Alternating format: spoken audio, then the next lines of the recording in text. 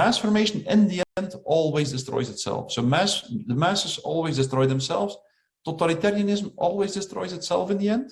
So, and once you understand that, you understand. If you belong to the group that doesn't go along with the masses, you just have to make sure that the masses exhaust themselves, destroy themselves before they destroy you. And the only way to do so is by continuing to speak out. Because if you continue to speak out, the mass formation won't go so deep that they physically destroy you. And you just have to wait until the masses become weaker.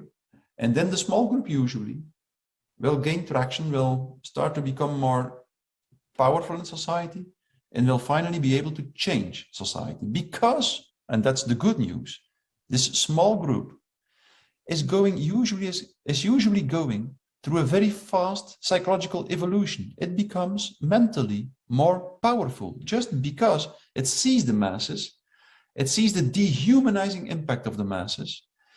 And the small group, if it makes the right choices, will become more and more in touch with the essence of humanity and with the essence of life. Most people don't realize that the American Southern accent is not a sign of ignorance, but actually the fact that, according to linguists, we're the only people left in the United States who generally still sound like our ancestors.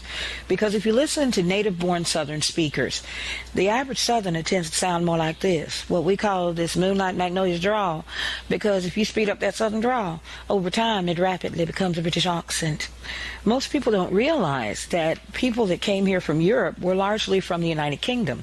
So when they got here, this was more along the lines of their speaking tones. But that's the first and second generations coming off the boats, not their children.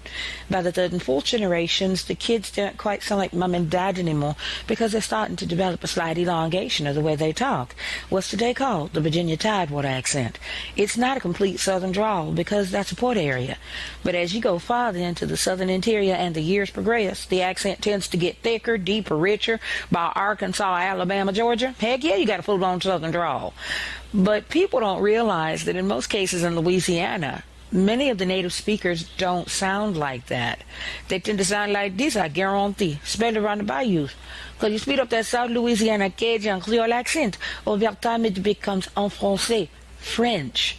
With, of course, certain exceptions in New Orleans, which tend to sound like more like New Yorkers because of the Irish and the Sicilian Italian influence. So they tend to sound a bit more like this. And people tend to get a little confused because they think, what, you're from New York? No, I'm from New Orleans. Why?